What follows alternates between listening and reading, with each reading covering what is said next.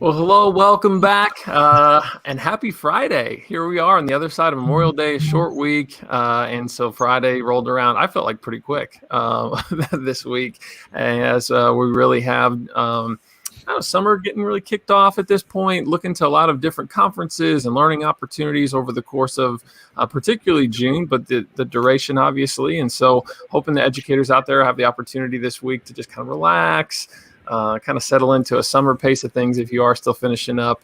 And we're excited to have this conversation with Julie Downing of, I'll say, NDE and ESU 13 in her role with the NDEC team, Nick Ziegler of ESU 5, and Ryan Ricenbaw also of NDE in the C team with their work there with the Educator Effectiveness Conference. So I do want from the start to have that conversation, I guess. So invited Julie and Ryan on today to just kind of preview that event. It's going to be coming up on June 10th and 11th. And so, I guess we'll start with Ryan. Tell us a little bit more about what educators should expect from that conference. Yeah, I think it's just in our planning, we've been really focused on communicating kind of how it's a little different approach with our keynotes and with the setup of the breakout sessions.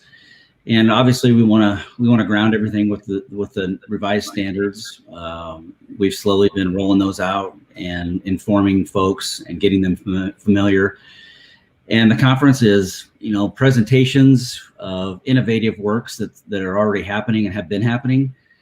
But the twist is we're really having those people be intentional about connecting that to, okay, so what does this look like within the NTPPS, right? So it's much less of a, hey, here's what I do, and if you want to know more, let's talk about it, to, hey, here's what I do, and here's how I really see it fitting into the revised standards and what it could look like in your school, or just give people ideas of what these things could look like in action.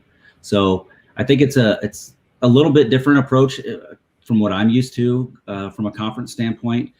Really excited about our keynotes. Dr. Nancy Gutierrez from the Leadership Academy out of New York, and then also with Jim Knight and the coaching, cognitive coaching, and the leadership expertise that he has. So I think it'll be a great 2 days, and I'm really looking forward to it. Julie, you can add any of your insight. No, I would echo all of that. I'm excited about the keynotes too.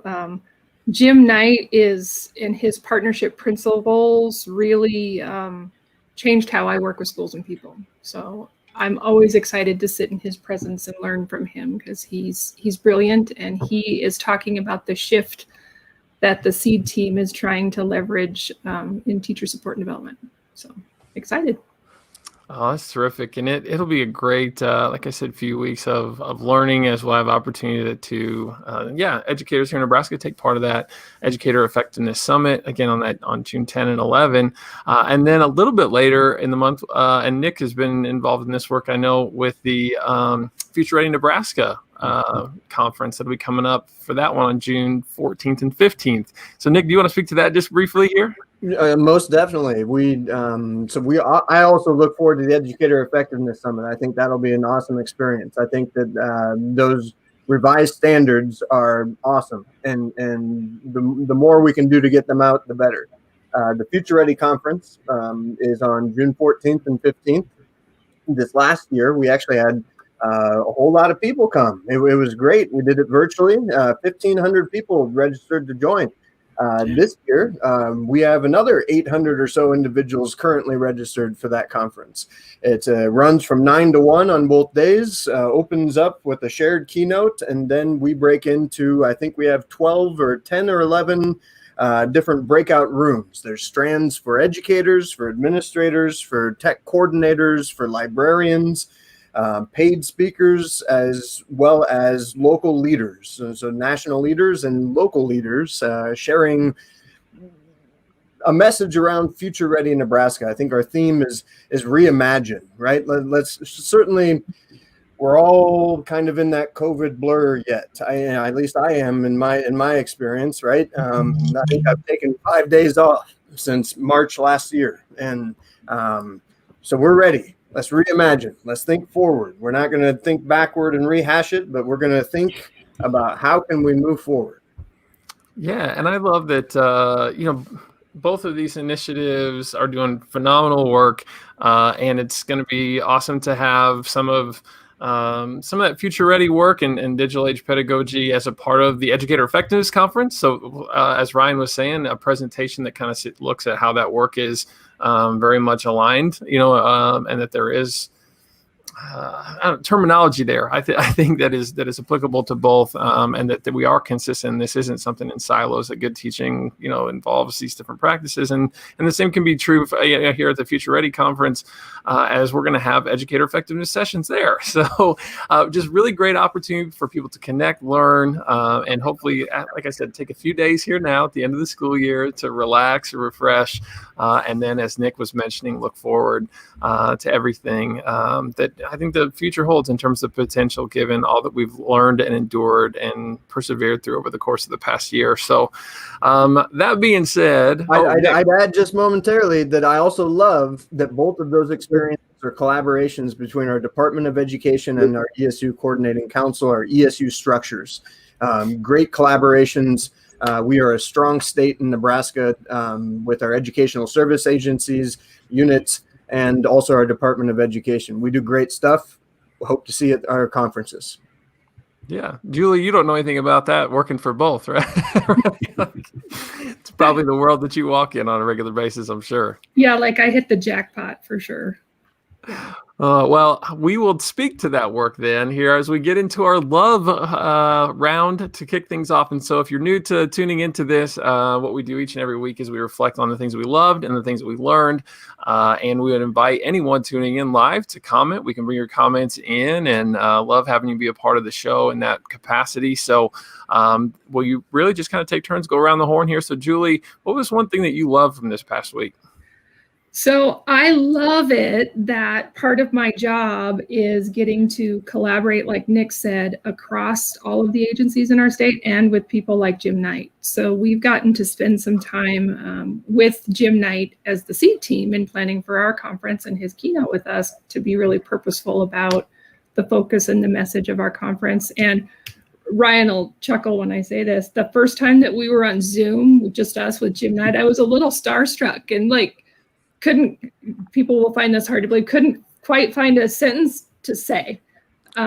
So I really love it that that's a regular part of my job now.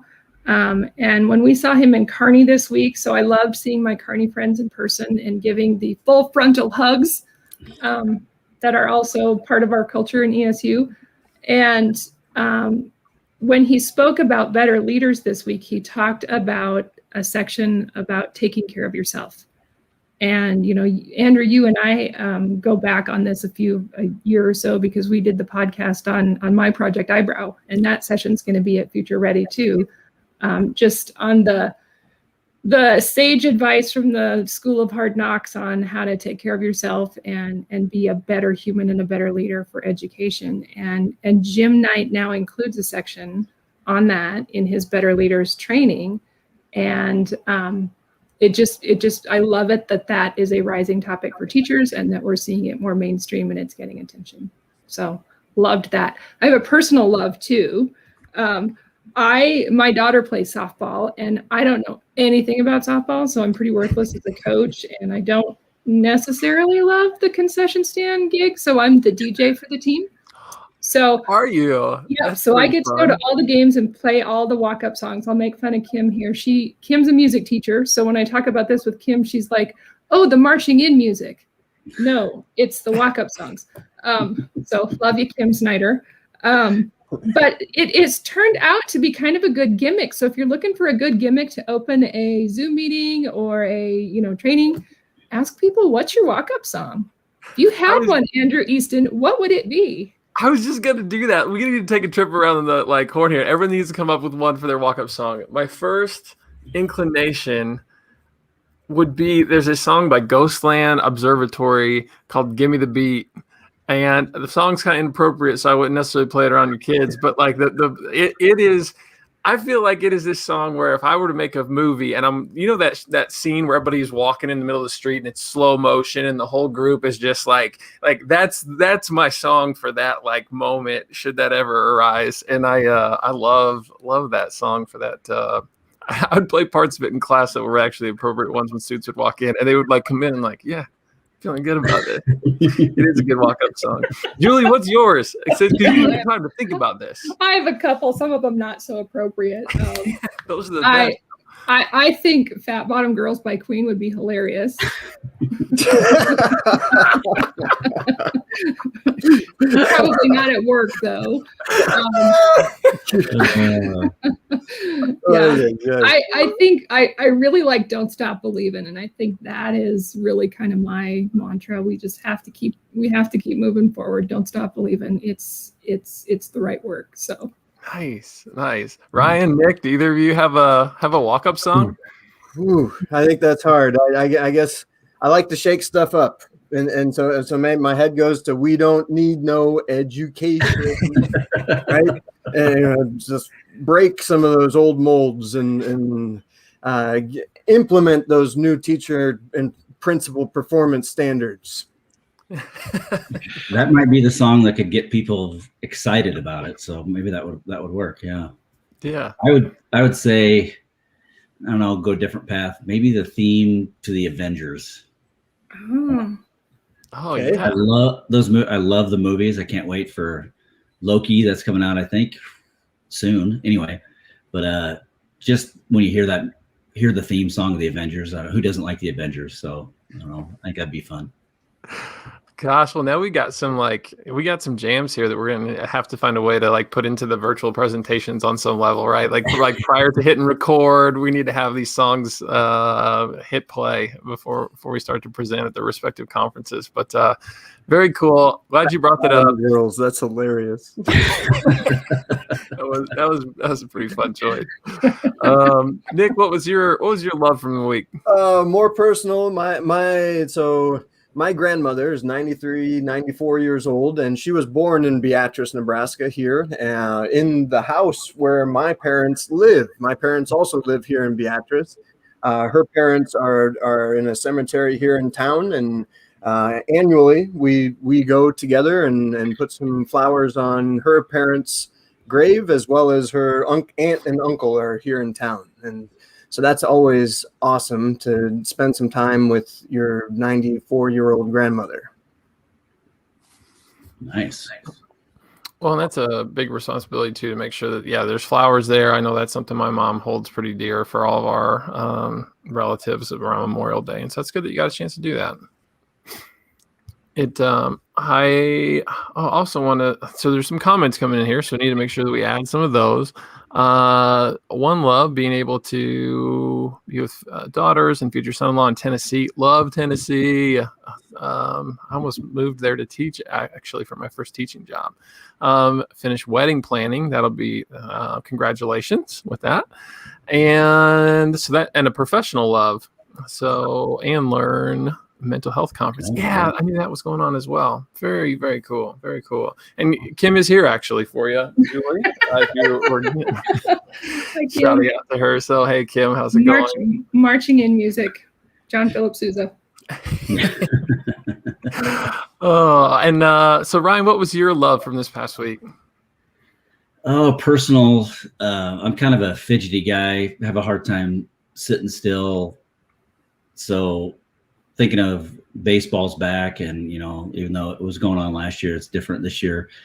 But extremely disappointed that the Royals are no longer on the Fox Sports local channels, and I was extremely bummed that I couldn't watch any of those games.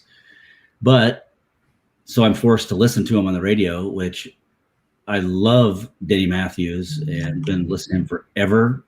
But it's forced me to enjoy the game of baseball in a different way, because if I had the choice, I know I'd be watching it, even if I could listen to it.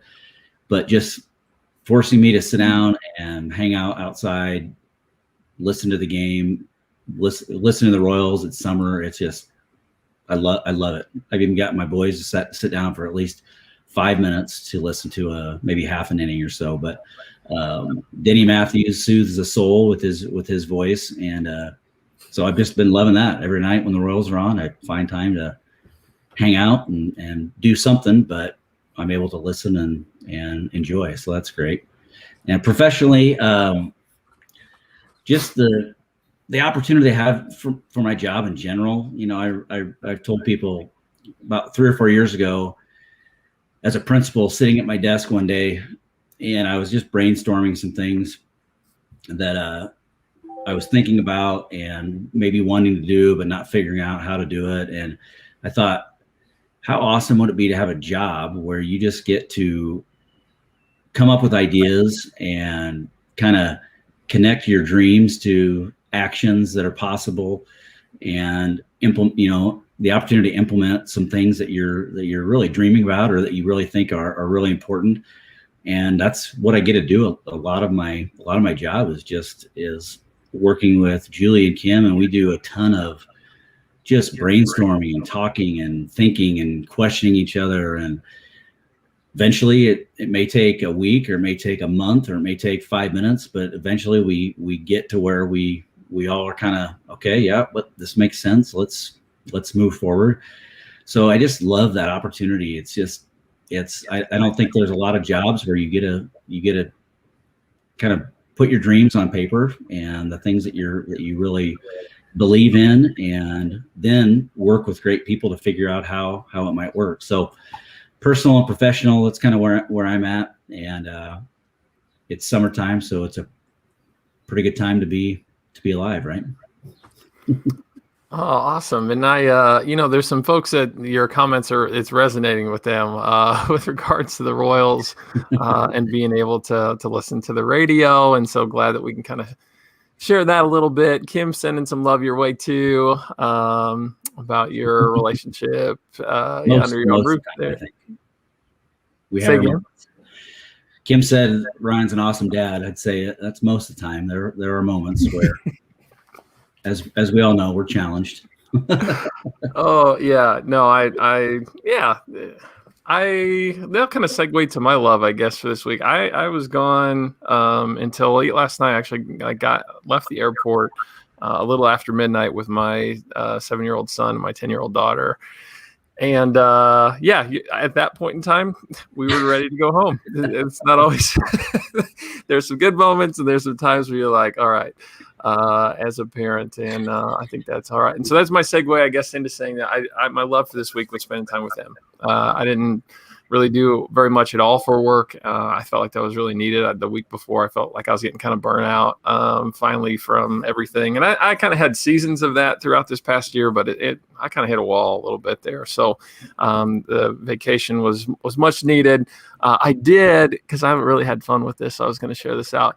So my mom and my brother flew out and met us in California for the vacation that we went on. And so we got like a really great opportunity to spend some time together. And I try to keep things pretty low key, and we just go to national parks as much as possible because I want technology put away and I just want to be outside. And I was sitting down on this rock with my kiddos, and we were just talking and taking the view. And my brother took this picture. And so I'll just throw it up there.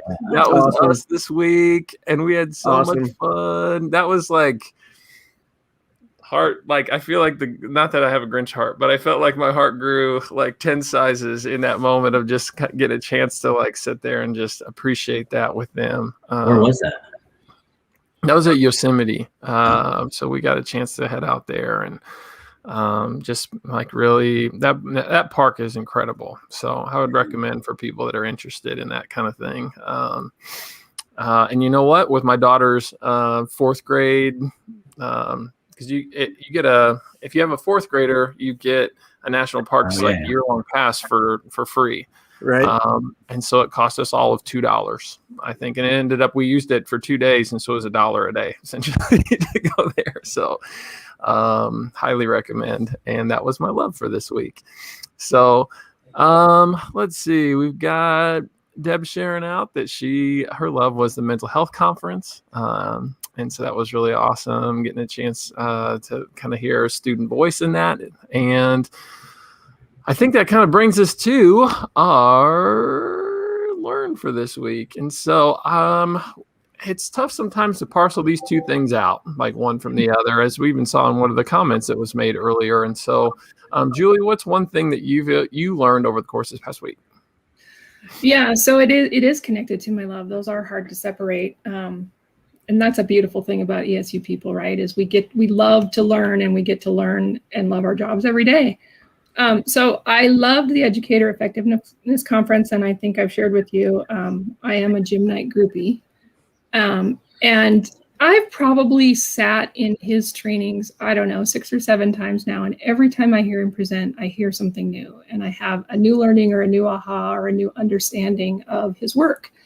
And he began, as he does in a lot of his trainings, with his partnership principles. If you aren't familiar, they're equity, choice, voice, which is really, really something that we talk about a lot on the SEED team. He shared some research about teacher voice, that teachers are engaged in their work, but they don't necessarily feel like their opinions matter. And that there's lots of other professions, lawyers, doctors, restaurant servers, truck drivers, who feel like they have more voice and their opinions matter more in their work than teachers do, which was stunning to me. Reciprocity. What is his inclination for why that is? I don't think that he really. I'd have to go back to my notes and think about that. Can I get back to you on that, Andrew? Yeah, sorry, I didn't mean to put you on the spot. That is. I don't disagree. I could believe that would be true, but then that makes me wonder. I want like the contributing factors in that. So anyway, keep going. I didn't mean to. Yeah, I think there's some things to say around, our profession in the last 10, 15 years, the lack of seeing it as a profession maybe has something to do with that, but that's a conversation for a whole podcast. I'd say that could be. But one of his principles is giving people voice, giving people reciprocity, which means you should give as good as you get. Dialogue, which if you've been to his trainings, you know that he spends half the time talking because you're spending half the time talking and making sense. Reflection, and we all value reflection in our work. And this idea of praxis, that whatever we do should give people something practical to use in their work the next day. And so those were not new to me, but every time I hear him present those, I'm refreshed and renewed in trying to live up to those principles in my work. The one new thing that I did hear from him that was a really big learning for me that I'm trying to work into my daily life is this idea of taking care of yourself. And this question, are you paying attention? And so I love the picture that you shared, because I am trying to be intentional and pay attention to the things that are happening in my world and not be on the email and the phone and the distractions all the time.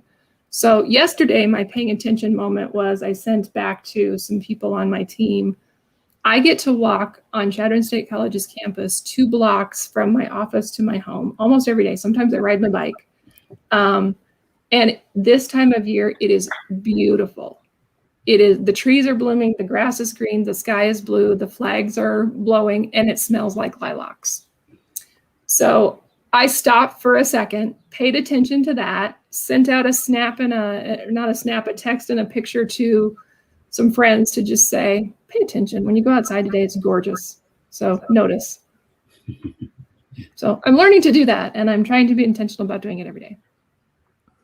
That's and that's an ongoing challenge too. You kind of, at least for me, I feel like you kind of learn it, and then you have to kind of revisit it or relearn it, or reprioritize, I guess, sometimes, as life can kind of get in the way. But good for you in that, because it is so incredibly important. For sure. So, Nick, your learn for this week? So my learn is not connected to any loves. Yesterday, past couple of days, actually, I was doing workshops on digital age pedagogy, and we talked about teacher voice, digital age pedagogy, 4 core strategies: differentiate instruction, empower learners, provide some choice, and enable student voice. So we're having some great conversations around practical implementation. How can we do this in your classroom? I get a text message from my wife. And the text message says, I need help. Water is leaking. The faucet does not close. I can hear it in the kitchen too. Good amount of water needs to be fixed ASAP. So she never contacts me at work. I'm working, and she respects that. And so when she does, I know it's something needs to be done. So she calls me at 2:00, and I'm still in this workshop. But in the afternoon, teachers are working. They have time to plan out, right? Create an Empower Learner activity, create a choice board, think through how am I going to differentiate my unit. So great, they're working independently. So my learn, I get home, and there's a faucet on the outside of the house. Of course, everybody has a faucet on the outside of your house. So I learned that there's a bar about 14 inches long, so that your water doesn't break, or the pipes don't break in the winter, right? And so I learned where the pipe is in my basement. When I got the house, it's a beautiful house, finished basement, finished as in drywall on the walls and on the ceiling, with no access whatsoever to pipes moving to the so put one hole in the ceiling. That wasn't where it needed to be. Put another hole in the ceiling, which also wasn't where it needed to be. And third time's the charm. Got to, take the pipe apart, break, use the pipe cutter, copper pipes, solder another fitting on the end of it, and open up my siding. It was awesome. I was done by about 9:00. 2:00 to 9:00 isn't 7 hours after. What's 7 hours after a couple full days of workshop? So it was great. It was great. I learned how to replace an outside faucet yesterday. And you also learned to mark your pipes where you can get to them, so you don't have to dig into multiple layers of drywall. Repeatedly, right? Yeah. Put one here, put one over here. I fully comprehend that story, because I lived that about 7 years ago. We now have the little access panel in our newly replaced drywall because of the same problem. Yep. Unhook those hoses in the fall. Don't freeze them. Nebraska gets cold. Oh, and you told that story. I'm gonna agree with Kim, and so people didn't see it. Not only did you tell that story well, Nick, but you told it with a demeanor that would suggest that somehow across that 7-hour span of time, you had patience to even enjoy that experience. Where, if I'm gonna be honest with you, I feel like I can have patience with people for days. I do not have patience with things. Yeah. Like driving and stuff like that. I lose my temper quick, and that is not something I'm proud of, but good job by you so my teachers they tell me I tell my wife, my love is like a waterfall. It just so my teachers got me a waterfall. That's my patience. You just gotta find your center. You're zen. That's right. Nick Ziegler, digital trainer, part-time plumber. Part-time zen waterfall master. Oh, that's awesome. I'm glad that you got it fixed. And impressive too. Anytime you deal with water, I feel like if you can navigate that and do that pretty well, good job by you. I got help from my neighbor, from my father. The three of us, we got it done. There you go. Better together too on that. Well, Ryan, what was your learn from this past week? Not near as entertaining as Nick's, but I too attended the Jim Knight presentation. That was the first time I'd ever heard him speak. I was somewhat familiar. Julie has definitely brought me up to speed a lot on the coaching and the principles of Jim Knight and that kind of stuff. But just his, it's great when you go to a conference like that and you already have some beliefs and things that you're working on, through work or whatever, and then they're validated by somebody like Jim Knight, who you have great respect for.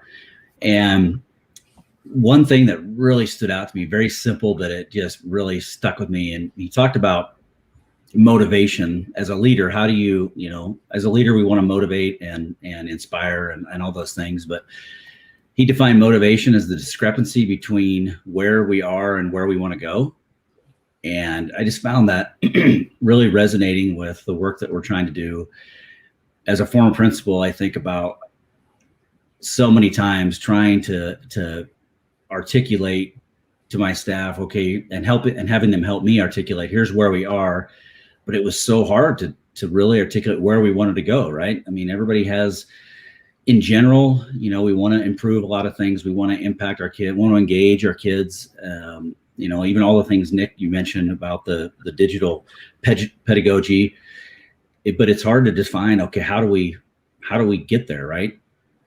And just that idea of motivation really comes from that clearly defining, having a clear picture of where you are and where you want to go. And until you get there, it's hard for people to really be motivated, right? Because they're thinking, whether it's we've been here before, or this isn't going to last, or all those things that teachers have gotten accustomed to. And I think that comes down to the simple fact of that lack of really defining, are we really honest about our reality, right? Are we able to confront our reality? And if you're able to confront that reality, you're able to start defining where it is that you want to, what is that new reality? So that just really resonated with me. And I think it parallels the work that we're doing. Because I want principals to get excited about having those conversations with teachers and being confident in really helping them be a part of defining that future of a school or of a district. And just imagine the excitement and the motivation when people really feel like they're able to accomplish that, right? So I think Jim Knight I think he's been ahead of his time for a while. But the coaching mentality of leadership and improvement, collaboration, even support and development of growth, I think is going to have a heavy influence of what Jim Knight talks about with the coaching and with the principles that he believes in. And I think that's the shift we need to move towards. And I know that's the shift that we are promoting within the NTPPS and the SEED system. And by doing that, we're really creating an environment of shared responsibility, of voice, of student voice, teacher voice, leadership voice. And then, Nick, you mentioned empowering students. We need to empower teachers, empower staff to be a part of these conversations. And I think it starts with the coaching mentality. So that it was really fun to listen to him talk. It was also funny because he mentioned a number of times how this was the first presentation he had given in over a year, right? So he was in a sense nervous and making sure he informed us that he wasn't on top of his game, but he did a great job, and it was really enjoyable. And I think Jim Knight he's on the right path, and I'm pretty excited to use a lot of his stuff moving forward. Well, and it's exciting as well that educators have the opportunity on it. That's June 11th. Is he the keynote for day 2? Yep. That's what I thought. Okay. So on June 11th, to be able to learn from that keynote and to have those conversations carried out in a Nebraska context across the subsequent sessions that will follow that day, right? And so would really just want to point people again to that Educator Effectiveness Summit. There is, and I actually posted these this morning across our social PD. So if you go to our stories on any of our ESUCC socials, you'll find more information about the conference and about the registration summit for that event. And so thanks. It sounds like both you and Julie learned a lot from Jim Knight, and we look forward to having the opportunity to be privy to that if people did not get to this past week. To just kind of round this out, and I'm going to be incredibly brief with mine because I think Julie, mine, played a similar note in terms of just kind of that self-care piece. But I've recently started to listen to Bulletproof podcast with Dave Asprey, and it's kind of a new voice, I guess, for me as far as like just learning a little bit more. And they had a conversation, he and the guest name actually escapes me, but they were talking about high performing individuals, and that there's this thought or this mantra out there that in order to be high performing, that you need to kind of let all your relationships go, and that you need to like have a singular focus and put all your time, effort, energy into really excelling in one area.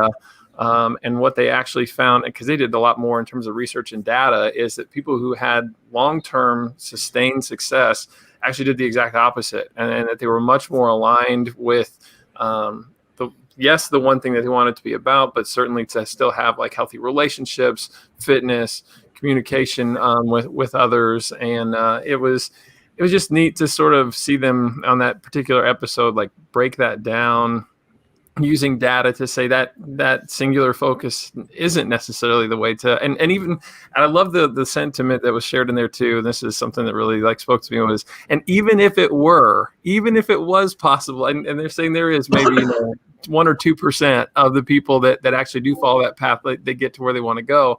Is that really where you want to be? Are you going to be happy when you're there? If that's what it took to get to that place. And that resonated with me as obviously taking a little bit of time off. It was like, this is really good. Like I like hearing that. I like knowing that, we kind of need to just be well-rounded in our thinking and our efforts, and in how we live fully in any and all moments, at work or otherwise. And so I appreciate our love and learn opportunities. And I want to say thanks to everybody for sharing, because that's it. We heard it today, right? Everybody shared some personal things, whether it's fixing the water pipes in your basement, softball games, walk-up music. We love those things as much as we love the work that we're very fortunate and able to do. And so I just want to, I guess, close our time today to once again point everyone to the Educator Effectiveness Summit, last time for the plug here, June 10th and 11th, and also to the Future Ready Conference, which will take place on June 14th and 15th. A lot of great speakers, a lot of great educators, and a lot of just really consistent work and messages across those events. And we're excited for people to connect with those. So anything else? What am I missing? I just want to say, I was going to mention that earlier, but it is astounding how much time and effort and just intention that both Nick and Andrew, you guys have been a part of the planning for the Future Ready. I've just been a part of a few of the meetings, but man, you guys have the amount of information and the amount of thought that you guys are putting into this and have put into this is pretty awesome.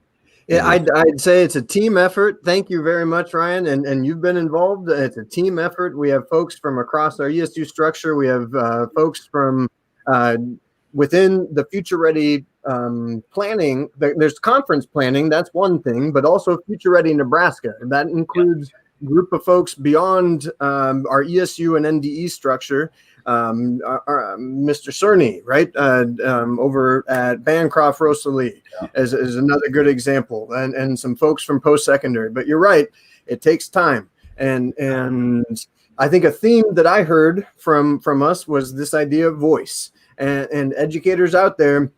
You have 2 wonderful opportunities coming up this coming week and the week following, 4 consecutive days, work days of more professional development. I know, and we all know, it's we need this summer to decompress. We heard Julie talk about that need to decompress, take care of yourself, do that.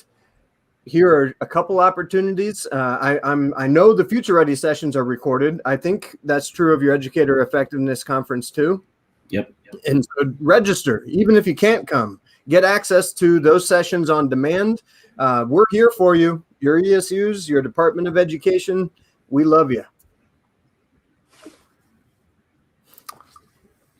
Absolutely.